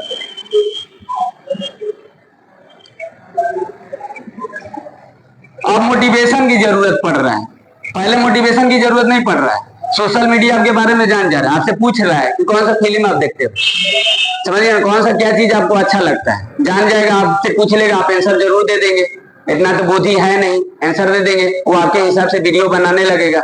बहुत लोग से पूछेगा, कम से कम कुछ लोग तो ऐसे आंसर देंगे, अपने मुताबिक आंसर दे देंगे, वीडियो बनाएंगे, वो देखेंगे, जो देखेगा वीडियो उसको ठीक लगेगा क्योंकि उनके मुताबिक बात हो रहा है। ऐसे ही लोग सोशल मीडिया पर जुड़ते हैं, आपके बारे में दूसरा जान जाएगा, आप कुछ नहीं जान पाएंगे अपने बारे में, समझ गए? एकदम बेकार हो जाएंगे, समझ रहे कि नहीं? तो सही बता रहे हैं, 2 मिनट में आपको सिखा देंगे, आप आंसर दो, आप तुरंत रिप्लाई दे देंगे, कमेंट कर देंगे, आपका दिमाग जान जाएगा, आपका और दूसरे का, बहुत सारे लोग का जानेगा, वीडियो बनाने लगेगा, आप उससे अट्रैक्टिव हो जाओगे, जुड़ जाओगे, समझिए? आप समय आपका खत्म, जीवन खत्म। सही बता रहे हैं, बड़ी मुश्किल काम है, इससे बचना है, समझ गए ना? आपका दिमाग सब जान जाएगा। पहले मोटिवेशन की क्यों नहीं जरूरत पड़ रहा था, और मोटिवेशन की क्यों जरूरत पड़ रहा है? मोटिवेशन क्या है, आप पढ़ोगे तो आपको अच्छा लगेगा। अच्छा क्यों लगेगा? आपके मुताबिक बात करेगा, आपके जीवन में जैसे चलता है वैसे वो मोटिवेट का मतलब यही होता है। तो चीज पढ़ोगे आपके मुताबिक बात होगा, सिंपल अच्छा लगेगा। आपके बारे में हम ही अच्छा से बात करें, अच्छा जैसे आपके दिमाग में जो चलता है वही हम बात करें, आपके मुताबिक बात करें, आप मेरे को खुदे पसंद करने लगेंगे, समझ रहे कि नहीं? तो इससे बचना है, ये सबसे बड़ा मुश्किल काम, समझ गए? ये आपका ब्रेन ड्रेन कर दे रहा, ब्रेन खत्म कर देगा, कोनो लायक नहीं रहेंगे। चलिए देखिए, पहले मोटिवेशन की क्यों जरूरत नहीं पड़ रहा था, वही तो हम बोल रहे हैं। जितना आप मोटिवेशन देखेंगे ना उतना ही आपको ज्यादा जरूरत पड़ेगा, सही बता रहे हैं, जितना ज्यादा देखोगे ना उतना ही जरूरत पड़ेगा। देखिए, आप प्रॉब्लम को बड़ा कर देते हो तो बड़ा दिखने लगता है, मतलब जितना प्रॉब्लम को देखोगे ना उतना बड़ा होता जाएगा। तो मोटिवेशन क्या है, देखोगे बड़ा होते जाएगा, समझिए? 2 मिनट में आपको मोटिवेट कर देते हैं, 2 मिनट में तो हो ही जाएंगे, फिर आपको 2 मिनट का 4 मिनट दे, फिर बोलेगा 4 मिनट में आपको मोटिवेट कर देंगे, फिर जीवन भर मोटिवेट होते रहेंगे, और घर पर पापड़ और वो रोटी बेलते रहेंगे घर पर। चलिए देखिए, हाँ, तो ये समझ गए। चलिए बच्ची, ये डायरेक्शन क्वेश्चन समझ में आया? मतलब आपको क्या करना है इसमें, देखिए, जैसे आपको कोई एक वेक्टर रहेगा, तो देखिए यहाँ पर अगर डायरेक्शन रेशियो का बात करेंगे ना तो 1 1 1, समझ गए? अगर इसी का अगर डायरेक्शन कोसाइन बताना है, इसके मॉडुलस से डिवाइड कर दो। मॉडुलस का मतलब इसका मॉडुलस तो निकाल सकते हैं, ये निकाल सकते हैं कि नहीं? ये ये हो गया। अब ये एल हो गया, ये एम हो गया और ये एन हो गया। कॉस अल्फा भी हो गया 1/√3, कॉस बीटा भी हो गया 1/√3 और यहाँ पर कॉस गामा भी हो गया 1/√3। ये बात समझ गए? यानी जो एंगल इससे आएगा वही एंगल इससे आ रहा है, वही एंगल इससे आ रहा है। यानी किसी पॉइंट पर अगर पहुंच रहा है ना तो एक्स एक्सिस के साथ, वाई एक्सिस के साथ, जेड एक्सिस के साथ एंगल सब इक्वल आ रहा है। जब दोनों का सेमी, तीनों का सेमी वैल्यू आ रहा है तो एंगल तो सबके साथ एक ही बन रहा है। बात समझ रहे हैं कि नहीं? समझ में आ रहा है? ये एलिमेंट है, ये एल है, ये एम है, ये एन है और यहाँ पर देखिए एबीसी 1 1 है। तो आप किसी भी वेक्टर को आप उसको यूनिट वेक्टर में कर दोगे तो यूनिट वेक्टर डायरेक्शन कोसाइन हो जाता है और वो जैसे ऐसे जनरली जो वेक्टर है जिसका मॉडुलस एक नहीं है वो डायरेक्शन रेशियो होता है। बात समझ में आया? अब देखिए, अब ये 3D में कैसे समझेंगे? तो वहां पर वेक्टर में देखिए, वेक्टर में क्या होते थे? Direction ratio, direction ratio, direction cosine. Direction cosine सिर्फ एक ही होता था। अब देखिए यहाँ पर अगर ये 3D का बात करते हैं, क्योंकि देखो वेक्टर में भी पढ़ना है और 3D में भी पढ़ना है। अब यहां पर देखिए 3D का बता रहे हैं आपको। जैसे देखिए, जैसे अभी हम बनाए थे, एक्स एक्सिस है, ये वाई एक्सिस हो गया, ये जेड एक्सिस हो गया। तो आप देखो यहां पर ये P, अब यहां पर तो डायरेक्शन तो ऐसे रहेगा नहीं कि इसी डायरेक्शन में जाएगा, लाइन रहेगा ना। 3D ज्योमेट्री जब बात होगा जिसमें डायरेक्शन कोसाइन का बात होगा तो लाइन का बात होगा, ना कि एक डायरेक्टेड लाइन सेगमेंट का बात होगा। समझ रहे हैं ना? जब वेक्टर में बात होगा तो कोई एक ही डायरेक्शन में जाएगा। तो यहां पर हम लोग क्या करते थे? Cos alpha equal to L, cos beta equal to M और cos gamma equal to N. ये ठीक। अब यहां पर देखिए, अब लाइन तो ऐसे भी तो हो सकता है, लाइन तो इधर भी तो जा सकता है, लाइन या तो इधर भी जा सकता है। तो एक्स एक्सिस के साथ ये एंगल देखिए मेजर करिए तो ये अल्फा, लेकिन ये लाइन अगर होगा 3D में लाइन पास करेगा, हवा में ऐसे लाइन है, समझ रहे हैं ना? तो एक्स एक्सिस के साथ अल्फा, तो इसके साथ ये एंगल कितना बनेगा? 180 माइनस अल्फा। समझ गए? तो इसमें डायरेक्शन कोसाइन देख रहे हैं, डायरेक्शन कोसाइन दो ठो हो रहा है, वहां पर एलिमेंट एक ही हो रहा था ना। समझ गए? बात समझ रहे हैं कि नहीं? तो यानी कॉस अल्फा, अब इसी तरीके से कॉस बीटा और कॉस गामा। अब देखो ऐसे भी हो जाएगा, कॉस 180 माइनस अल्फा और कॉस 180 माइनस बीटा और ये कॉस 180 माइनस गामा। तो यहां पर देखिए कॉस 180 डिग्री माइनस थीटा कितना होता है? Minus cos theta. तो माइनस एल माइनस एम और माइनस एल। समझ गए? यानी जो 3D में डायरेक्शन कोसाइन होगा, 3D में अगर डायरेक्शन कोसाइन होगा ना, डायरेक्शन कोसाइन, तो क्या बताएंगे? Plus minus l, plus minus l, plus minus m और प्लस माइनस एल। बात समझ में आया? वेक्टर में सिर्फ एलिमेंट होता है, इतना डिफरेंट है। बात समझ रहे कि नहीं? समझ में आ रहा है? लिखे हैं? समझ में आया? हेलो बच्चे, समझ में आ गया? तो अब यहां पर जब 3D में बात होगा कॉस अल्फा, तो क्या लिखेंगे? प्लस माइनस ए अपॉन में अंडर रूट में A square plus B square plus C square. Cos beta अब क्या लिखेंगे? प्लस माइनस बी अपॉन में अंडर रूट में A square plus B square plus C square. और यहां पर क्या लिखेंगे? Cos gamma equal to C upon में प्लस माइनस अंडर रूट में A square plus B square plus C square. ये लिखेंगे। अब अगर ये वेक्टर में होगा तो सिर्फ प्लस माइनस का बात नहीं करते, डिफरेंट इतना ही। समझ में आ रहा है इतना बातें? हेलो बच्ची, अब समझ में आ रहा है कुछ बातें? अब देखिए ये बात समझ गए कि नहीं कि 3D में आप प्लस माइनस एलिमेंट लिखेंगे, वेक्टर में सिर्फ एलिमेंट लिखेंगे, क्योंकि एक ही डायरेक्शन में होगा। यहाँ पर कोई डायरेक्शन नहीं है, क्योंकि इधर भी लाइन हो सकता है, उधर भी लाइन जा सकता है। तो इधर जाएगा तो एक्स एक्सिस के साथ इमेजिन करिए कितना बनेगा? 180 माइनस अल्फा, क्योंकि ये this is a straight line, ये तो स्ट्रेट होगा ना। 3D में पास करे चाहे कहीं 2D में पास करे, ये तो स्ट्रेट लाइन है। समझ रहे कि नहीं? हाँ, क्या पर? हाँ, ये भी एंगल बनेगा, ये भी तो पॉसिबिलिटी लेंगे ना, दोनों ना लेंगे, पॉसिबिलिटी दोनों लेंगे। वहां तो एक ही बन रहा था, एक ले रहे थे। यहाँ पर तो आपको लाइन का पता नहीं चलेगा, अब वो तो पॉइंट से डिसाइड होगा, बिना पॉइंट से तो डिसाइड होगा नहीं। बात समझ रहे ना? बात समझ रहे कि नहीं? क्या बोल रहे हैं? ये चीजें है। जैसे देखिए, अब देखो हेलो हिमेश, क्या चल रहा है?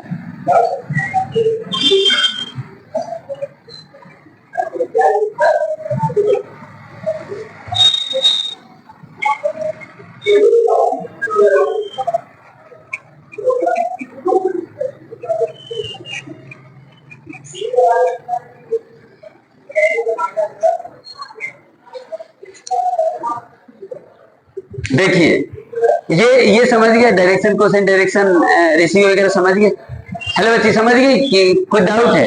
डाउट खत्म हो जाए। अब जैसे देखिए रेशियो, रेशियो देखिए, अब मान लीजिए 3D में अगर बात है, 3D में बात है, चलिए अच्छा ये पहले बताइए, अगर मान लीजिए कोई एक वेक्टर है आपके पास और ये कोई एक वेक्टर है, ये दोनों वेक्टर पैरेलल है, दोनों वेक्टर पैरेलल है ना? तो ये वेक्टर मान लीजिए दिया है कुछ 2i cap plus 3j cap plus 4k cap. अब यहाँ पर डायरेक्शन रेशियो आपको समझ में आ जाएगा जो बता रहे थे। और यहाँ पर कोई एक वेक्टर है 4i cap plus 6j cap plus 8k cap. अब इसको बताइए क्या है, ये दोनों वेक्टर पैरेलल है कि नहीं? यहां देखिए पैरेलल वेक्टर हम लोग क्या पढ़े थे, पैरेलल वेक्टर का मतलब हो गया, कहीं सर पैरेलल में क्यों चलेगा, अभी तो बता रहे थे डायरेक्शन रेशियो। देखो इसका डायरेक्शन रेशियो क्या है, 2 3 4 है। एक वेक्टर का डायरेक्शन रेशियो क्या है, 2 3 4 है। इसका डायरेक्शन रेशियो क्या है, 4 6 8 है। समझ गए? आप जानते थे, याद है आपको कि जब दो लाइन अगर पैरेलल होते हैं तो स्लोप इक्वल होता है। तो यहां पर क्या होगा, जब दो वेक्टर पैरेलल होंगे तो कैसे वेक्टर को पहचानेंगे दोनों आपस में पैरेलल है कि नहीं है? समझ गए? तो क्या याद रखेंगे, A equal to lambda times b vector. कहीं ऐसा सर क्या कर दिए, यानी इसका रेशियो प्रोपोर्शनल होगा।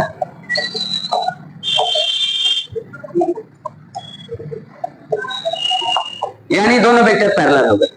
समझ गए? अब ये चीजें देखिए, ये क्या लिखे हैं, तो आप इतना समझ पा रहे हैं कि अगर एक कोई वेक्टर है तो उसका अगर डायरेक्शन रेशियो का बात करेंगे तो बहुत सारा डायरेक्शन रेशियो हो जाएगा, क्योंकि उस वेक्टर के पैरेलल बहुत सारा वेक्टर हो जाएगा, तो सबका तो डायरेक्शन रेशियो एक प्रोपोर्शनल ही होगा। बात समझ रहे हैं? तो एक लाइन का अगर डायरेक्शन रेशियो अगर बात करेंगे तो इंफिनिटी होगा, सेट ऑफ ऑल इंफिनिटी होगा। बात समझ रहे हैं ना? और डायरेक्शन कोसेंट लाइन में क्या बताए थे, प्लस माइनस बताए थे, दोनों एलिमेंट प्लस माइनस बताए थे ना। और रेशियो क्या होगा, रेशियो क्या होगा, कोई रेशियो एक होगा, आप सोचो रेशियो एक होगा, बोलो बच्ची रेशियो कोई एक होगा। आप अगर मान लो, ये बताइए, आप सोचिए थोड़ा सा, ये 2 3 4 है, ये कोई पॉइंट है, ठीक, एक्स एक्सिस से चले 2 यूनिट, वाई एक्सिस से चले 3 यूनिट और जेड एक्सिस से चले 4 यूनिट। अगर ये आपके पास कोई पॉइंट है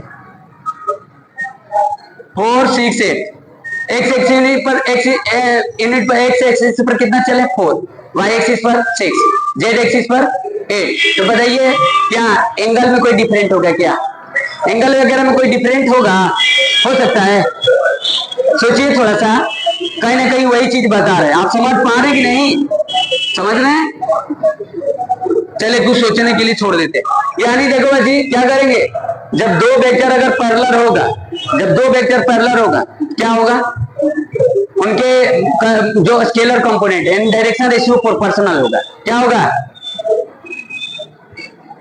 जैसे A lambda A vector equal to हम क्या लिखे थे, लेमडा टाइम्स बी वेक्टर लिखे थे। Lambda is scalar quantity, let's say that, okay. अब यहां पर देखिए इसको लिख सकते हैं a1 i cap plus b1 j cap, अभी समझा देते c1 k cap equal to lambda times b1 i cap b2 j cap और c2 k कैप। चलिए यहां पर ऐसे लिख देते हैं, ये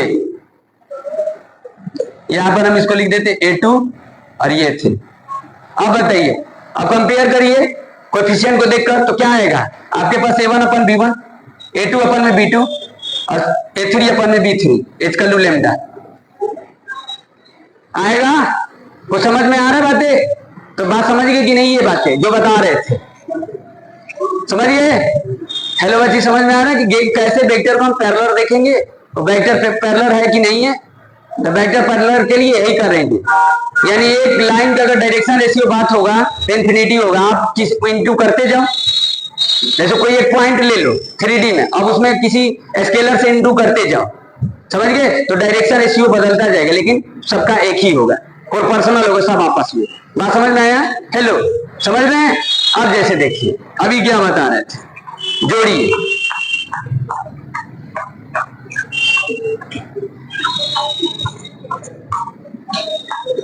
अब जैसे देखिए अभी क्या लिखे थे, थोड़ा सा देखिए तो। अब जैसे देखिए अब फिर कुल जोड़ दे रहे हैं, अब 3D में चल रहे हैं। अब वेक्टर को 3D को जोड़कर बता रहे हैं आपको, क्योंकि डाउट नहीं रहेगा ना। ये देखिए अब आपके पास ये कोई पॉइंट है x1 y1 और ये z1।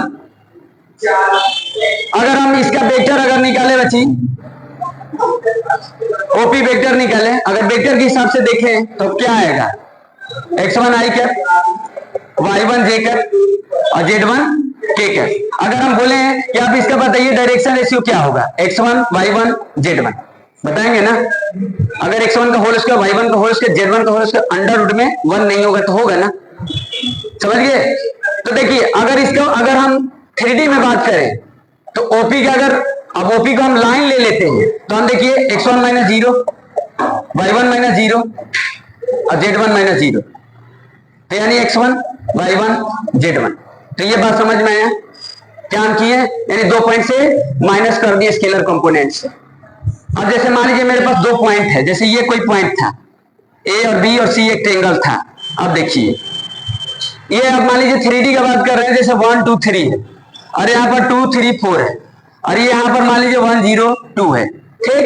अब मान लीजिए आपको डायरेक्शन रेशियो एबी का निकालना है, तो अब आपको एबी वेक्टर की जरूरत नहीं है, आप सीधे माइनस कर दो। 1 माइनस 2 माइनस 1, 2 माइनस 3 माइनस 1 और 3 माइनस 4 माइनस 1। अगर यही वेक्टर में करना है तो माइनस आई कैप माइनस जे कैप माइनस के कैप। अब निकाल लेना इसका वेक्टर ओ के रिफरेंस में।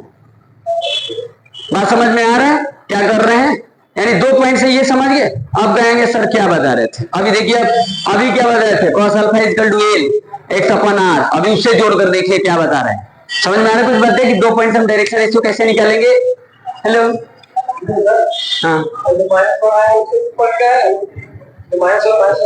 हाँ, इसका डायरेक्शन रेशियो है। ए बी वेक्टर निकालेंगे तो आप क्या करेंगे, बी में से एक हटाएंगे ही ना, तो इसको वेक्टर में बनाओगे और इसको वेक्टर में बनाओगे तो वेक्टर के हिसाब से करोगे तो क्या बनाओगे, 2 आई कैप 3 जे कैप, ऐसे के कैप यहाँ बनाओगे 2 आई कैप प्लस 3 जे कैप और प्लस 4 के कैप। तो वेक्टर के हिसाब से करोगे, अगर ए बी वेक्टर निकालोगे तो बी में से ओ को घटाओगे तो वही चीज होगा ना। मिला जुला कर बात समझ में आ रहा है? हेलो बच्ची, जैसा वेक्टर कैसे निकाले तो वहां पर वही चीज किया जा रहा है, समझ रहे कि नहीं? चलिए देखिए फिर से समझिए जो बता रहा हूं। अब कुल इतना जोड़ दो ना, देखिए इसको रटने की कोई कोशिश करता, रटेंगे तो आप नहीं पढ़ पाएंगे, बहुत मुश्किल काम है रटना इसको। अब बहुत सारा डाइवर्सिटी है इसमें, हाँ समझना होगा, नहीं समझेंगे तो भूल जाएंगे। जैसे देखिए अभी तो कुछ कट गया, अभी तो हम कुछ बातें नहीं की है, अभी 3D में आज बात करते हैं जितना देर तक हो सके। देखिए बताते हैं आप लोग क्या पढ़ना है। 3D में तभी डायरेक्शन रेशियो डायरेक्शन कोसाइन का बात कर रहे हैं। अभी देखिए क्या लिखे थे। अब जैसे देखो आप सोचो ये एक्स एक्सिस है, वाई एक्सिस है, ये जेड एक्सिस है। अगर ये आपके पास 0 0 है और ये कोई पॉइंट है आपके पास P x1 y1 z1। अब हम ओपी का डायरेक्शन कोसाइन निकालना चाहते हैं, तो अगर हम ओपी का डायरेक्शन कोसाइन निकालना चाहते हैं तो हम इतना लिख सकते हैं,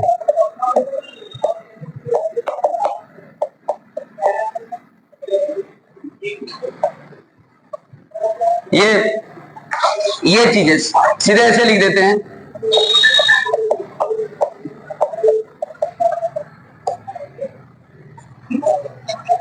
ये वही ना होगा, हेलो होगा ना? हेलो बाबू समझ रहे कि नहीं? तो आप ये पहले बताओ, अगर आपके पास कोई ट्रायंगल है, अभी देखिए ट्रायंगल है, जैसे ए बी सी ट्रायंगल है, x1 है y1 है और ये z1 है और ये x2 है, ये y2 है और ये z2 है। हम ए बी का ही बात करते हैं, डायरेक्शन रेशियो निकालना चाहते हैं। तो डायरेक्शन रेशियो अगर निकालेंगे ए बी का तो क्या लिखेंगे, ए बी का डायरेक्शन रेशियो लिखेंगे x1 माइनस x2 अपॉन में x1 क्या कर दें, x1 माइनस x2 का whole square plus y1 minus y2 का होल स्क्वायर प्लस z1 माइनस z2 का होल स्क्वायर। ये अभी ये क्या आया है, सिर्फ एल आया है।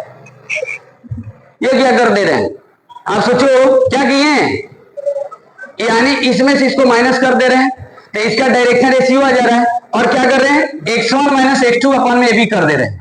तो ये देखो cos अल्फा हो गया और x अपन आर हो गया। ये एक ही लिखे, अभी सारा नहीं लिखे हैं। देखिए क्या किए हैं, x1 माइनस x2 मतलब क्या, ये स्केलर कंपोनेंट होगा, ये आपका क्या है डायरेक्शन रेशियो, और डिवाइड कर दो डिस्टेंस से, ए बी के डिस्टेंस से डिवाइड कर दो, और यहां पर भी वही डिस्टेंस लिखे हैं। समझ रहे हैं? हेलो बच्ची, कुछ समझ में आ रहा है हम क्या बोल रहे हैं? नहीं समझ में आ रहा है? चलिए देखिए फिर से बताते हैं आप लोग को। देखो थोड़ा जगह कम पड़ गया तो बताते हैं।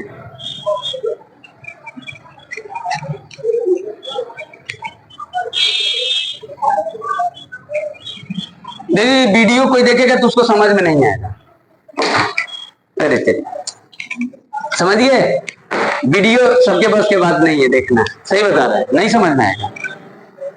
जब आप लग रहा है कि आप क्लास में बैठे हैं, अगर आपको समझ में आ रहा है तो हो सकता है जो तेज लड़का हो या तेज लड़की जो भी होगा, टैलेंटेड होगा, वही समझ सकता है। समझ गए? क्योंकि हम अपना लिख नहीं रहे क्या बता रहे क्या नहीं बता रहे, सब जोड़ कर बता रहे ना, तो थोड़ा सा मुश्किल होगा। समझ गए? वो एक्सपर्ट रहेगा तभी वो समझ पाएगा। जैसे देखिए यहाँ पर ये देखिए, आप अपने से पूछिए ना, अगर आप अपने से नहीं पूछते तो बोलिए हम ही पूछ देते हैं। ये नजजीत गुड।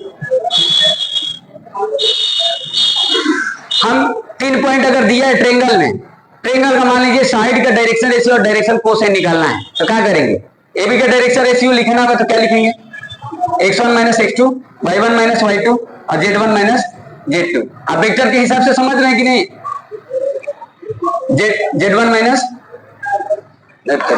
ये x1 minus x2, y1 minus y2 और z1 माइनस z2। अब ये मत समझना कि x2 माइनस x1 नहीं कर सकते हैं क्या, y2 minus y1, z2 minus z1। तो अभी बताए हैं ना, अभी बताए ना, क्या बताए, बताए थे कि जब वेक्टर रहेगा तो आप किसी वेक्टर में आप किसी स्केलर का इंटू कर दोगे तो उसका कोई डायरेक्शन रेशियो में कोई फर्क नहीं पड़ेगा।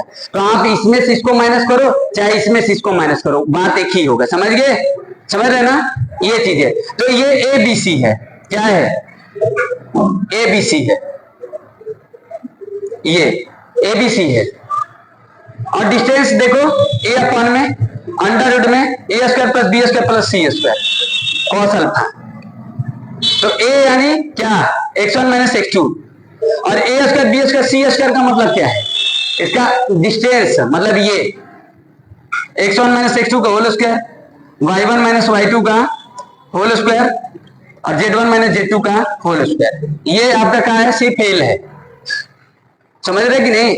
और इसी तरीके से देखो एम क्या होगा, एम y1 माइनस y2 अपन में डिस्टेंस लिख देते हैं बी, सीधे लिख देते हैं बी, 2 पॉइंट से डिस्टेंस भी निकाल सकते हैं, या एन भी लिख सकते हैं, एन इक्वल टू z1 माइनस z2 अपन में बी।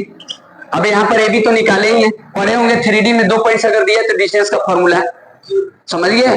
तो यानी इसका डायरेक्शन रेशियो निकाल दो और इसका डिस्टेंस से डिवाइड कर दो तो इसका डायरेक्शन कोसाइन आ जाएगा। समझ रहे ना, 3D में ये बात है। बात समझ गए कि नहीं? ये बात समझ में आया? हेलो बच्ची, समझ में आया? तो एक लाइन में इसको फिर से लिख देते हैं, याद रखिए, याद रखिए। देखिए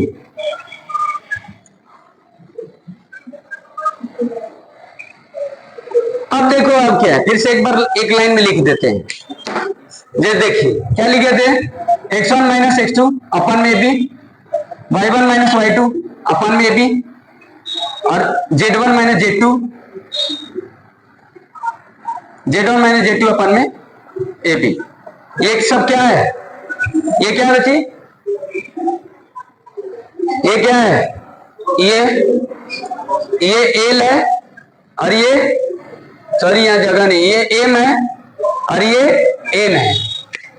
समझ गए? ये याद रहेगा ना। और यहां पर देखिए ये है L equal to A upon में A B, M equal to B upon में बी और यहां पर N equal to C upon में बी।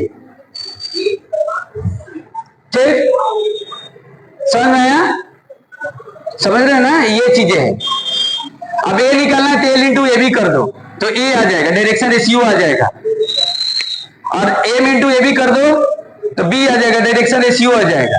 और एन इंटू ए भी कर दो तो क्या आ जाएगा, सी आ जाएगा, डायरेक्शन रेशियो आ जाएगा।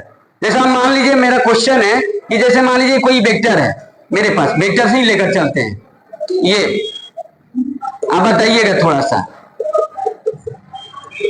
और आपको हम यूनिट वेक्टर दे देते हैं और हम चाहते हैं ना कि चलो आप डायरेक्शन रेशियो बताइए, समझ गए। और डायरेक्शन कोसाइन देकर भी डायरेक्शन रेशियो पूछ सकता है। आप सीधे ऐसे थोड़ा देगा कि पॉइंट वगैरह नहीं देगा, तो कैसे कैसे भी वो क्वेश्चन बन सकता है। तो आप कैसे करेंगे, आप देखिए यहां से निकाल लेंगे। आप कैसे करेंगे बताइए, ए भी तो आप समझ रहे √3 है, कैसे निकालेंगे। अगर ये आपके पास अगर कोई मान लीजिए हम किसी लाइन यही दे देते हैं, l equal to 1/√3, m equal to 1/√3 और एन इजकल टू 1/√3। 3D में अगर बात करें वेक्टर को छोड़िए तो बताइए एबीसी कितना बताएंगे, डायरेक्शन रेशियो कितना बताएंगे, कैसे बताएंगे। हेलो जी, कैसे बताएंगे। डायरेक्शन कोसाइन दिए किसी लाइन का और हम चाहते हैं डायरेक्शन रेशियो बताइए, निकाल सकते हैं। बोलिए आपके पास कौन फॉर्मूला है, जोड़िए किसी से, कैसे निकालेंगे देखिए। ये तो एक रिलेशन बताए थे, L square plus B square, अरे sorry M square plus N square equal to 1। ये तो होता नहीं है, square plus B square plus C square equal to not, ये होता है, इक्वल तो होता नहीं है। समझिए कैसे निकालेंगे बताइए, एबीसी कैसे बताएंगे, सोचिए, तब से आगे का बताते हैं। सोच लिए, चलिए बताएंगे। आप देखिए हो गया, निकल लिए, वेरी गुड।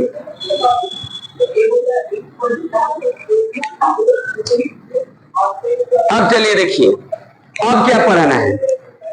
अब आ जाते हैं स्ट्रेट लाइन पर, समझ गए, स्ट्रेट लाइन पर 3D में, समझ गए। लास्ट टॉपिक है, प्लेन वगैरह नहीं पढ़ाना है, डायरेक्शन रेशियो डायरेक्शन कोसाइन देख लिए। अब लास्ट स्ट्रेट लाइन, समझिए, स्ट्रेट लाइन को थोड़ा सा समझ लीजिए। अब जोड़ते हैं उससे, स्ट्रेट लाइन से, स्ट्रेट लाइन से कोऑर्डिनेट ज्योमेट्री से जोड़ते हैं, 2D वाले से जोड़ते हैं, कोऑर्डिनेट ज्योमेट्री से जोड़ते हैं, समझ गए। यहाँ लिख देते हैं कोऑर्डिनेट ज्योमेट्री। और पढ़ाना हम लोग को स्ट्रेट लाइन में 3D और कोऑर्डिनेट ज्योमेट्री, मतलब 3 डायमेंशनल, समझिए। तो आप क्या पढ़े थे, स्ट्रेट लाइन की इक्वेशन वगैरह पढ़े थे, याद है। स्ट्रेट लाइन की इक्वेशन किस किस कंडीशन में होते थे। जैसे देखिए इस लाइन की इक्वेशन निकालना है तो कोई आपके पास एक कोई पॉइंट होता था x1 y1 और इनका स्लोप होता था, ऐसे इक्वेशन हम निकाल सकते थे, निकालते थे ना, याद है। या तो ऐसे पढ़े थे, जैसे ये पॉइंट है और ये पॉइंट है, x1 y1 है, 2D का बात कर रहे हैं, यहाँ x2 और y2 है, ये पॉइंट है आपके पास, इसका इक्वेशन पढ़े थे। तो ये कंडीशन होता था, एक पॉइंट है और स्लोप है, यानी एम यहाँ पर दिया है या तो थीटा दिया है, या तो कोई इस पॉइंट से इक्वेशन निकालना है और किसी लाइन के पैरेलल जा रहा है तो भी हम इक्वेशन निकाल सकते हैं। आप इतना तो सोच सकते हैं ना, क्योंकि इसका स्लोप और इसका स्लोप इक्वल होगा, समझ रहे ना। तो आपको दो कंडीशन मिलेगा 3D में, दो कंडीशन, जैसे यहाँ दो कंडीशन है ना, एक पॉइंट से इक्वेशन निकालेंगे स्लोप रहेगा और यहाँ पर स्लोप नहीं रहेगा, यहाँ पर डायरेक्शन रेशियो रहेगा, जोड़ो, समझिए ना, डायरेक्शन रेशियो रहेगा। और यहाँ पर क्या रहेगा, यहाँ पर दो पॉइंट से इक्वेशन पूछ देगा, समझ गए। दो पॉइंट दिया रहेगा 3D में और उसका इक्वेशन कैसे निकालेंगे, स्पेस में जाएगा तो 3D में पास करेगा तो, समझ गए। ये तो प्लेन वगैरह का बात है ना, क्वेश्चन समझ रहे हैं।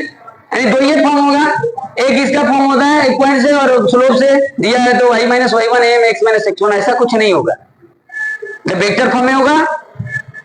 चलिए देखिए, कुछ समझ में आ रहा है, इसको इससे जोड़ कर समझेंगे ना तो याद रहेगा, नहीं तो भूल जाएंगे, ज्यादा फॉर्मूला हो जाएगा। चलिए देखिए, ज्यादा फॉर्मूला हो जाएगा, समझ में आ रहा है। देखिए जैसे आपको क्वेश्चन क्या रहेगा 3D में, देखिए समझाते हैं 3D में क्वेश्चन क्या रहेगा, ठीक। अब बिना क्वेश्चन लगाए आपको पूरा याद नहीं जाएगा, समझ गए, तो बहुत कुछ है। जैसे देखिए ये 3D में कोई लाइन है, यहाँ पर कोई पॉइंट दिया है x1 y1 और ये z1, ठीक। तो क्या आप ये पहले बताइए, अगर एक पॉइंट से इक्वेशन निकालना तो एग्जिस्ट करेगा, 2D के हिसाब से सोचो, नहीं ना एग्जिस्ट करेगा। समझ गए? यानी कुछ ना कुछ इसका एंगल रहेगा। तो यहाँ पर एंगल नहीं रहेगा क्योंकि हम 2D नहीं पढ़ रहे हैं। समझ गए? तो क्वेश्चन क्या रहेगा? किसी एक वेक्टर के पैरेलल जाएगा, मतलब कोई एक वेक्टर दिया रहेगा। जैसे मान लीजिए ऐसे कोई वेक्टर है आई का प्लस 2j का प्लस 3k का, ये कोई एक वेक्टर ऐसे रहेगा और कोई पॉइंट से पास कर रहा है, जैसे 1 2 3 से जा रहा है, तो बोलेगा ना कि स्ट्रेट लाइन की इक्वेशन निकालो। क्वेश्चन समझ रहे हैं? तो कहेंगे सर ये वेक्टर क्यों दिया है? ये वेक्टर के पैरेलल जा रहा है, जो लाइन की इक्वेशन निकालो उस वेक्टर के पैरेलल जा रहा है। तो इसका मतलब क्या हुआ कि जो 1 2 3 है ना, ये डायरेक्शन रेशियो है इस लाइन का। क्योंकि आप जानते हैं ना, दो लाइन पैरेलल तो स्लोप इक्वल होते हैं। यहाँ पर क्या होंगे? डायरेक्शन रेशियो दोनों का प्रोपोर्शनल होगा। समझ गए? तो यानी इससे डायरेक्शन रेशियो निकाल लेंगे और ये पॉइंट दिया है तो हम कहीं ना कहीं उससे जोड़कर निकालेंगे। इक्वेशन समझाएंगे, इक्वेशन का फॉर्मूला समझाएंगे ना, ये इसमें अलग होगा ना। बात समझ रहे हैं? एक कंडीशन क्या होगा? एक कंडीशन ये होगा, अब कम से कम 1-2 घंटा भी लगेगा इसको समझाने में। समझिए, इतना आसान नहीं है। चलिए देखिए, अब यहाँ पर देखिए इस लाइन की इक्वेशन आपको निकालना है। x1 y1 और z1 है और यहाँ पर x2 y2 और z2 पॉइंट है। 2 पॉइंट से इक्वेशन निकालें स्ट्रेट लाइन का, कोऑर्डिनेट 3D में। तो इस पॉइंट से और इस पॉइंट से पास करेगा तो एक लाइन बनेगा 3D में, स्पेस में। इसका इक्वेशन निकालना है। एक कंडीशन ये, एक कंडीशन ये। तो एक कंडीशन में ये इसके वेक्टर पैरेलल है और इसमें तो वेक्टर वगैरह का बातें नहीं, 2 पॉइंट दिए सीधे। समझ गए? अब देखिए, तो कहेंगे सर स्ट्रेट लाइन का इक्वेशन का फॉर्म क्या होगा? जैसे आप स्ट्रेट लाइन में भी पढ़े तो अलग अलग फॉर्म होते थे, यहाँ भी अलग अलग फॉर्म होगा। कहेंगे सर क्या इतना आसान है क्या? वहां पर फॉर्म क्या होता था? स्ट्रेट लाइन का अलग अलग फुल फॉर्म होते थे। इंटरसेप्ट फॉर्म, नॉर्मल फॉर्म, अरे और क्या, स्लोप फॉर्म। समझिए? तो कहेंगे सर यहाँ भी कुल ऐसे ही इसे कुल फॉर्म होगा का? यहाँ भी तिगड़मबाजी करेगा? नहीं, यहाँ पर 2 फॉर्म होगा। समझ गए? स्ट्रेट लाइन का 2 फॉर्म। कौन सा? स्ट्रेट लाइन का यहाँ पर 2 फॉर्म कौन सा होगा? एक होगा कार्टेशियन फॉर्म, एक होगा कार्टेशियन फॉर्म और एक होगा वेक्टर फॉर्म। समझ गए? बात समझ में आ रहा है? यानी इसका 2 कंडीशन होगा। इस स्ट्रेट लाइन का अगर इक्वेशन निकालेंगे तो बोलेगा क्वेश्चन की कार्टेशियन फॉर्म में करो, इस इक्वेशन का निकालो वेक्टर फॉर्म में। समझ गए? इस इक्वेशन का निकालो कार्टेशियन फॉर्म में, इस इक्वेशन का निकालो वेक्टर फॉर्म में। तो आपको इक्वेशन निकालने से पहले आपको ये बात समझ में आनी, इक्वेशन निकालने के लिए क्वेश्चन क्या रहेगा। तो हम दे दिए 2 पॉइंट। बात समझ रहे हैं? 2 पॉइंट से आप इक्वेशन निकाल दो कार्टेशियन फॉर्म में। अब कहेंगे सर कार्टेशियन फॉर्म होता क्या? तो उसके बारे में बात करेंगे। समझ रहे कि नहीं? मतलब ये अभी हम लोग को टॉपिक पढ़ाना है, कल हम लोग ये डिस्कस करेंगे। बात समझ गए ना? चलिए ठीक है, गुड। क्योंकि नहीं होगा आज, समझ